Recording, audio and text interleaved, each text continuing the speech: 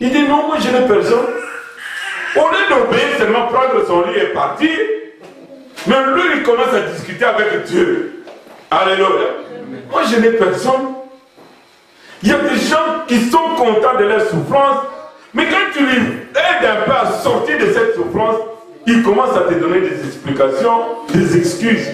Et cette personne-là, il dit à Jésus, je n'ai personne. Quand l'eau bouge, quand je vais sauter, il y a plus des autres qui sautent plus vite que moi. Et moi, je suis toujours ici. 38 ans.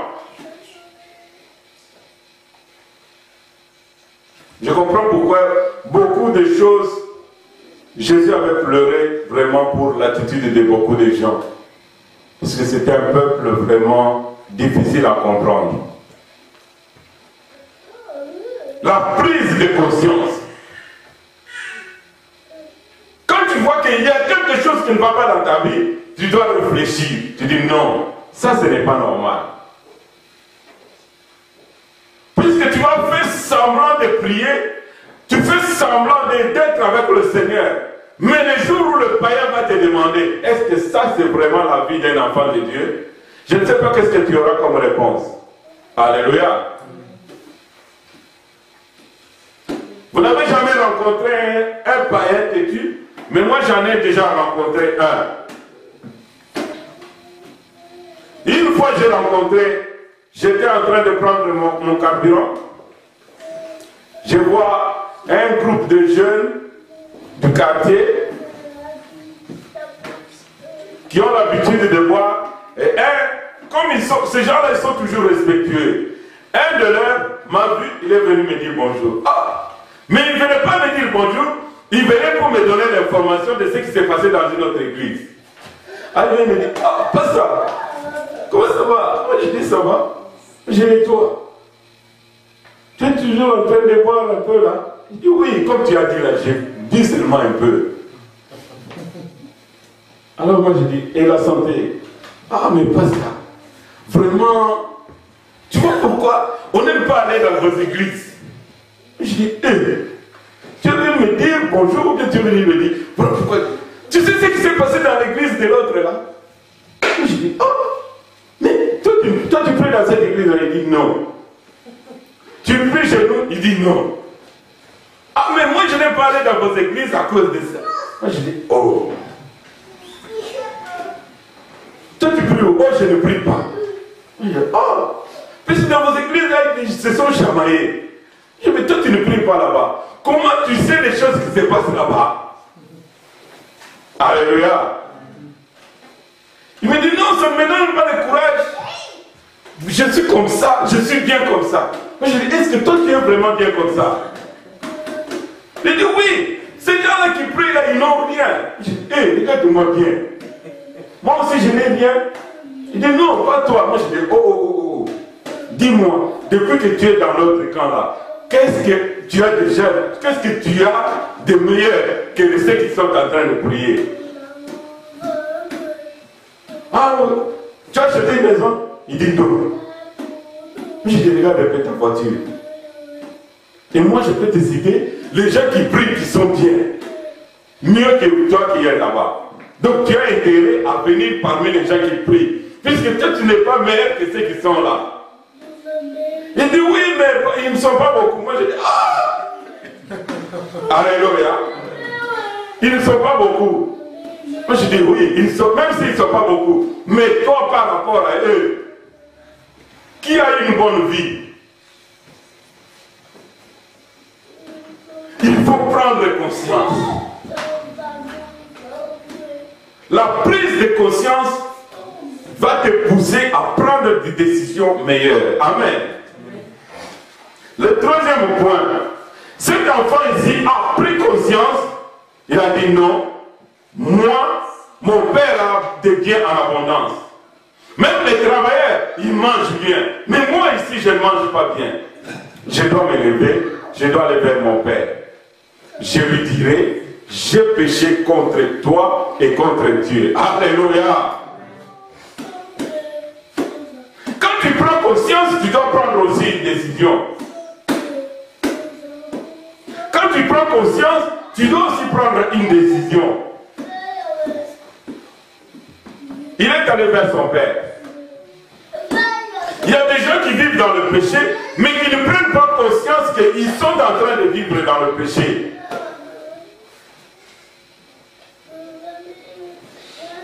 Mais qu'est-ce que Dieu nous dit? Celui qui avoue ses péchés, celui qui avoue et qui les délaisse, il obtient miséricorde de la part de l'Éternel. Alléluia. 2 Chroniques 7 nous dit, si mon peuple sur qui est invoqué mon nom s'humilie, reconnaît ses fautes, il le prie, je le bénirai. Alléluia. Beaucoup de chrétiens ne savent pas reconnaître leurs péchés. Ils ne savent pas reconnaître. Mais je vous dis, je vais vous donner un secret. Si tu veux voir la gloire de Dieu, il faut pas seulement marcher dans la sainteté, mais il faut être sincère avec Dieu. Amen.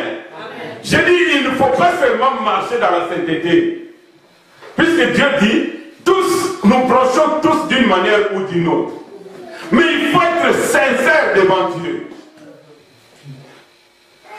La sincérité du cœur, c'est ce qui fait que Dieu puisse faire voir la gloire de Dieu à quelqu'un.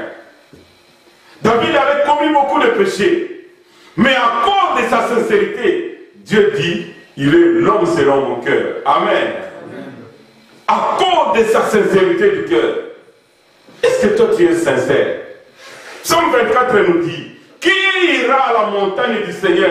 C'est celui qui a le cœur pur et les mains innocentes. Est-ce que ton cœur est pur? Celui qui est sincère dans sa repentance, c'est celui qui obtient miséricorde. Alléluia. Ne cherchez pas de justification. Puisqu'il y a des gens, quand ils sont dans le péché, ils se justifient. Vous savez, connaissez l'histoire d'Adam et Ève. Dieu a donné des ordres, ils ont désobéi aux ordres de Dieu. Mais quand on lui pose la question, il a dit non, c'est pas moi, c'est la femme. On pose à la femme la question, ah non, c'est pas moi, c'est le serpent.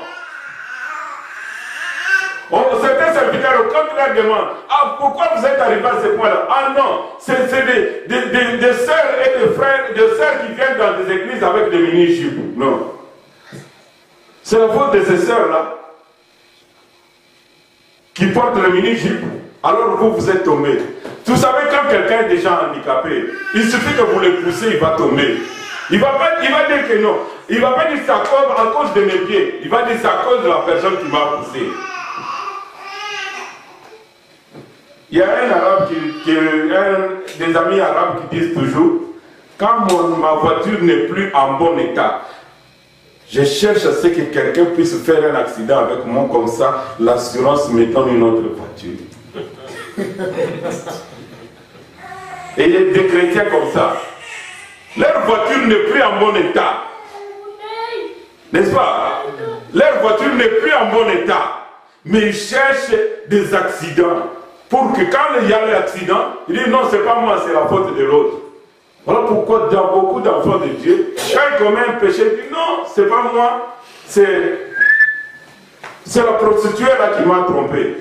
C'est le diable qui m'a trompé. Le diable a toujours été accusé de beaucoup de choses. Même quand c'est ta chair, c'est le diable. Même quand c'est ta volonté, c'est le diable. Non, mon frère, nous devons prendre conscience. Alléluia. Nous devons prendre conscience. Et quand nous prenons conscience, nous devons être sincères devant Dieu. J'aime bien l'histoire d'une maman qui a témoigné pour la réussite de son enfant. Et la maman l'a dit, mon fils n'a pas passé de 2 examens, puisqu'elle avait peur, elle avait beaucoup à étudier. Elle a dit ok, elle a pris des excuses, elle a dit non, j'ai mal à la tête. Elle a envoyé un faux certificat à l'université. Avec le faux certificat, on a dispensé, on a dit ok, tu vas repasser ton examen plus tard. Maintenant, après cet examen, j'aime bien ce que les parents disent. Les parents disent, nous étions complices en faisant un faux certificat. Alléluia. Nous avons dit à Dieu, Seigneur, pardonne-nous d'avoir autorisé à notre enfant de faire un faux certificat. Mais maintenant, fais-lui grâce qu'elle puisse réussir. Amen. Je dis, oh, je bénis Dieu pour votre sincérité.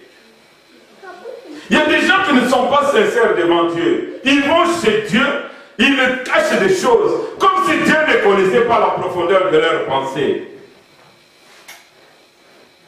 Moi, j'aime être sincère devant Dieu. Seigneur, pardonne-moi. Puisque je reconnais que c'est ma faute que cette situation ici est arrivée. Quand tu es sincère devant Dieu, je pense que Dieu te fait grâce. Amen. Amen. Quelle que soit la gravité de la situation, quelle que soit la faute que tu aurais commise, quand tu es sincère devant Dieu.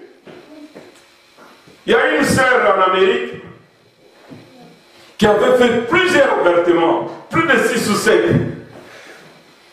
Et comme beaucoup de gens disaient toujours, ah, celle-là, elle ne va jamais avoir d'enfant. Elle ne va jamais avoir d'enfant. Mais j'aime bien l'attitude de la sœur là. Seigneur, tu sais ce que j'ai fait. Tu sais ce que j'ai fait. J'ai fait beaucoup d'avortements. Je préfère rester sincère devant toi. Mais ne m'abandonne pas. Ne me punis pas à cause de ce que je fais. Amen. Fais-moi grâce. Aujourd'hui, elle a eu des enfants. Amen. Dieu ne te condamne pas à cause de ce que tu as fait. Mais il veut que tu sois sincère devant lui. Dieu ne te condamne pas. Dieu ne me condamne pas. Tu sais, nous avons fait aussi beaucoup de bêtises dans notre vie. Mais les aînés nous ont toujours dit, tu veux avancer avec le Seigneur, sois sincère avec le Seigneur. Tu veux avoir la gloire de Dieu, il n'y a pas de problème. Ton cœur doit être pur. Si tu bronches, tu étais en colère, tu avais calomnié, tu n'avais pas tu as manqué l'amour envers ton prochain, sois sincère devant le Seigneur. Tu sais, quand quelqu'un, parfois moi, j'avais du mal à supporter quand quelqu'un m'avait vraiment fort offensé. Il y a 10 ans passés, quelqu'un qui m'avait offensé, j'avais du mal à le pardonner. Alors quand j'étais en train de prier, j'avais toujours l'image de cette personne-là dans ma tête. Alors j'ai fait cette prière à Dieu. J'ai dit, Seigneur, si je dis que je l'ai pardonné, je suis menteur. Si je dis que je l'aime puisque Dieu dit, et même vos ennemis, je suis menteur. Je ne serai pas seul. Toi-même tu sais, mais maintenant, donne-moi la force de le pardonner. Même si je ne l'aime pas comme toi tu veux que je puisse l'aimer, mais donne-moi au moins le cœur en paix que je puisse supporter sa présence. Amen. Et Dieu m'a aidé. Vous savez ce que Dieu m'a fait? Le Saint-Esprit m'a donné la paix.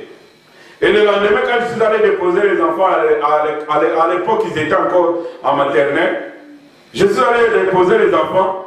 La première personne que j'ai croisée, c'est cette personne-là.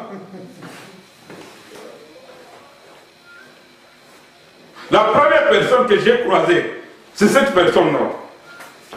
Alors j'ai dit à Dieu, juste quand j'entrais dans la cour de l'école, je cherchais un moyen pour l'éviter, mais je n'avais pas d'autre choix.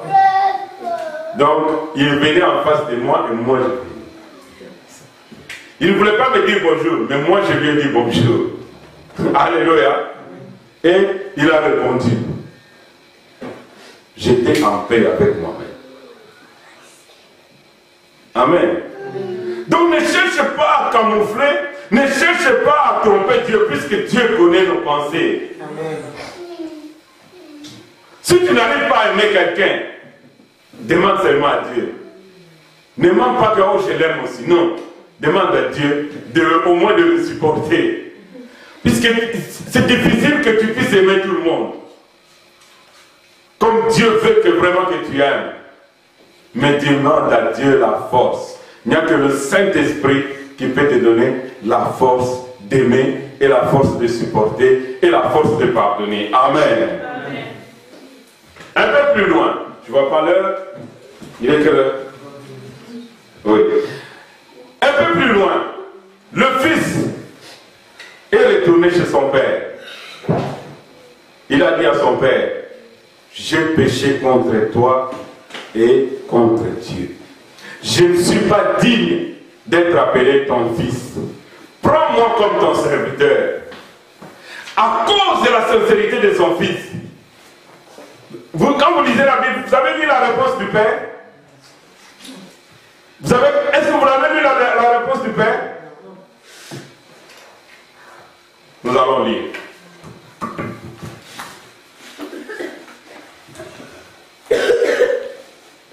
Au verset 18, il a pris la décision.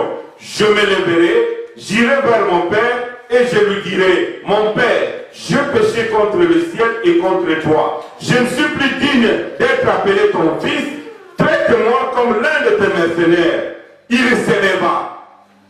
Il alla vers son père.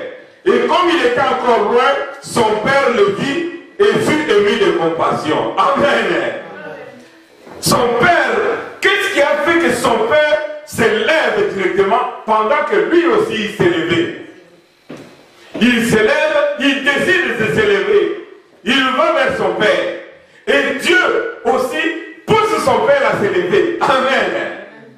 Et Dieu met la compassion dans le cœur de son père. Il se leva, il alla vers son père. Et comme il était encore loin, son père le vit, fut ému de compassion. Il courut et se jetait à son cou et le baisa. Mais le fils lui dit, Père, j'ai péché contre le ciel et contre toi. Je ne suis plus digne d'être appelé ton fils. Mais le père dit à ses serviteurs, Amen. Le père dit à ses serviteurs, apportez la plus belle robe.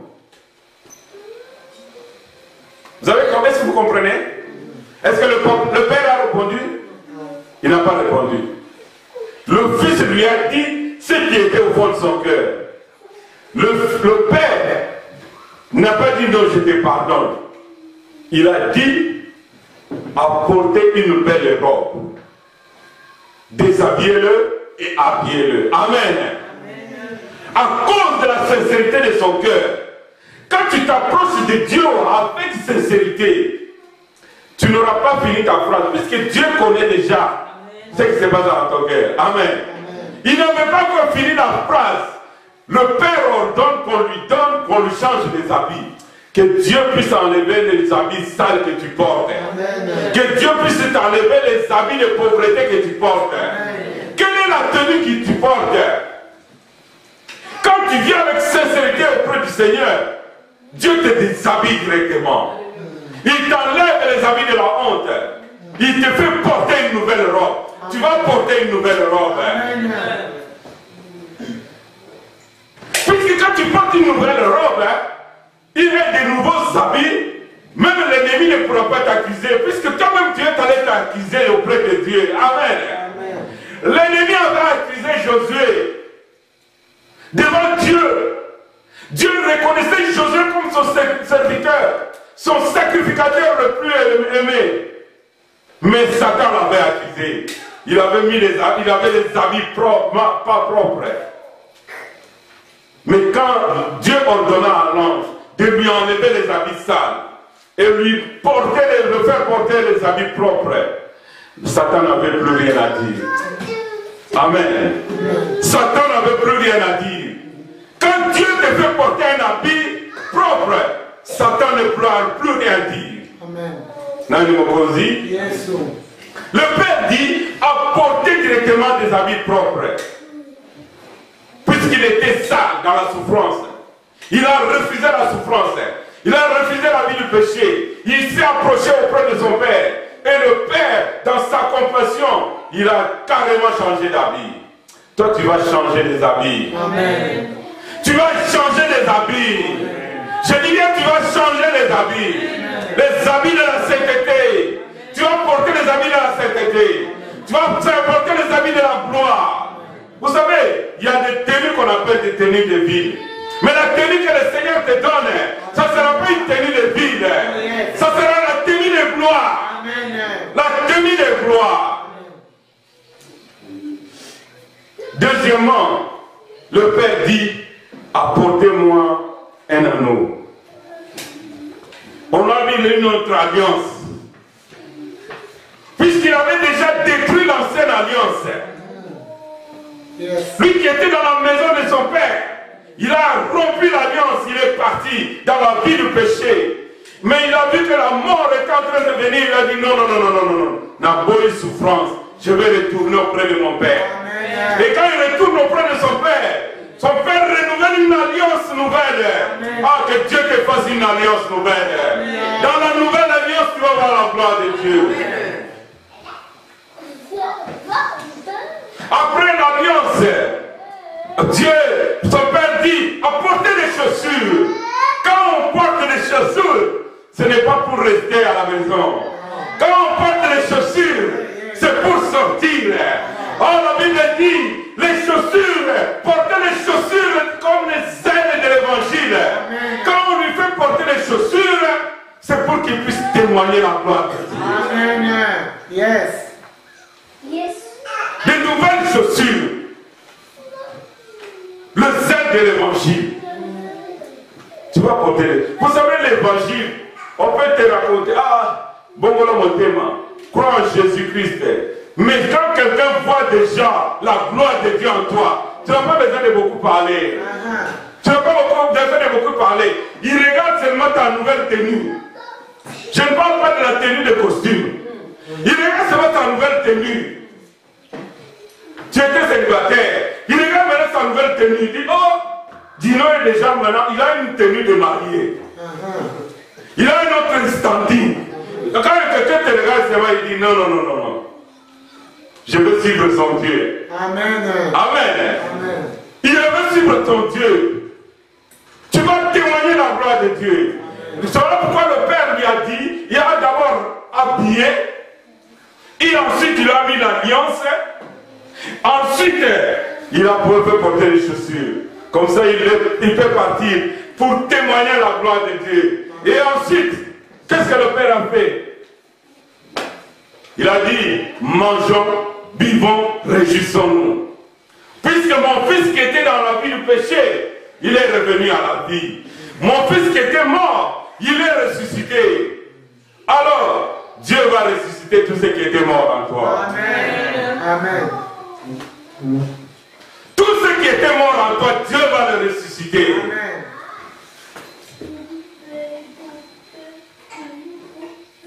Et ils ont commencé à se réjouir. Lui qui était en dehors de l'alliance de Dieu, il retrouve Dieu, tout le monde commence à se réjouir. Même les serviteurs se réjouissent. Son père se réjouit. Quand un pécheur se convertit, notre Dieu se réjouit. Amen. Quand un seul pécheur se convertit, notre Dieu se réjouit. Amen. Quand un pécheur se répand avec sincérité, notre Dieu, il y a la réjouissance dans le cœur de Dieu. Non, fais plaisir à Dieu dans toute sincérité.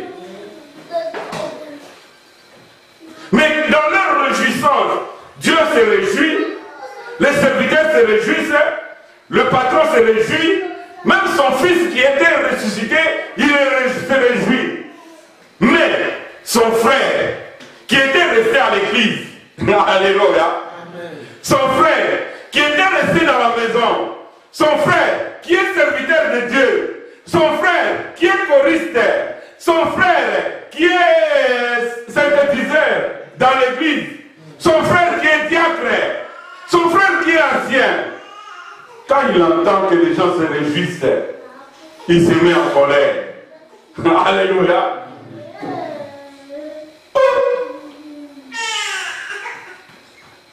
Il se met en colère. Vous savez, quand Dieu te bénit, quand Dieu te bénit, quand tu reçois la visitation de Dieu, c'est pas tout le monde qui va se réjouir. Il y a des gens qui seront en colère. Que Dieu fasse de toi la source pour la colère de tous ceux qui Amen. Que tous ceux qui seront comme des ennemis là, ils seront en colère. Mais leur colère ne fera rien. Ça n'a pas changé le plan de son père. Leur colère n'a pas changé le plan de son père. Oh yes. Quand tu t'es marié là, il y a des gens qui sont en colère. Les gens qui voulaient que tu sois toujours célibataire, ils sont en colère. Les gens qui voulaient que tu sois toujours malade, que tu boives toujours avec eux, ils sont en colère. Les gens qui savent que nous avons toujours l'habitude de tout mettre ensemble, ils sont en colère. Même quand nous témoignons dans la gloire de Dieu dans nos églises, il y a des gens qui sont contents, il y a aussi des gens qui ne sont pas contents. Mais ne sont pas parmi les gens qui ne sont pas contents. Puisque Dieu va pour... Quand tu es content avec ton frère, tu loues le Seigneur pour le bien que Dieu a fait pour ton frère, Dieu aussi te bénit. Alléluia. Vous savez, quand quelqu'un vit dans le péché, soit il se répand, soit il pêche encore. Alléluia. Même s'il est à l'église, même s'il est au service de Dieu, il n'a pas intérêt à se mettre en colère comme ce frère-là. J'aime Jésus quand il dit, les gens auront pour ennemis les gens de sa propre maison. Il ne parle pas de la maison biologique. Il ne parle pas de la maison familiale. Il parle de la maison spirituelle. Même dans la maison spirituelle, il y a toujours des gens qui sont jaloux. Il y a toujours des gens qui sont en colère. Mais toi et moi ne soyons pas parmi les gens qui sont jaloux ni en colère. Amen. Amen. Soutenons, glorifions le Seigneur, réjouissons-nous quand nos frères et sœurs sont bénis. Nani Mokozi. Yes. Puisque celui qui est en colère, il s'est exclu lui-même. Qu'est-ce que la Bible nous dit? Le fils est né, il se met en colère, il juge son père, il condamne son père. Ensuite, il reste à l'extérieur. Ah, ta bénédiction va pousser beaucoup de gens à l'extérieur. Ta bénédiction va pousser beaucoup de gens à l'extérieur. Amen. Bakotika la libanda, bazotala na musika, fais tes okoleka kuna. C'est la vérité. Bafana libanda. Amen. Bazo mérite kofana pembeni na tatate. Zala libanda wana, me yoka lokito, bakoyoka lokito. Ayoki lokito, ya yoka ki lokito. Il venait de loin, il a entendu le lokito. Pourquoi il y a la fête? Ah, la fête de ton frère. Au lieu d'être content, il se met en colère. Et lui-même, il s'exclut lui-même. Amen. Lui-même, il s'exclut. Mais Dieu est bon, son Père l'a suivi.